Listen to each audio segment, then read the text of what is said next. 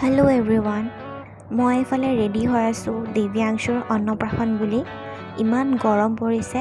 মই জাষ্ট মুখত কনচিলাৰ আৰু ফাউণ্ডেশ্যন অলপ সানিছোঁ। আৰু এইফালে বৰ্ণৱ আহি তাৰ যিহে উৎপাত, চাওকচোন, সিও আইনা চোৱাত ব্যস্ত হৈ গৈছে।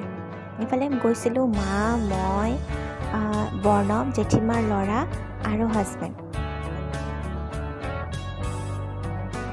আপোনালোকক বৰ্ণৱে হাই কৰিছে দেই, চাওকচোন।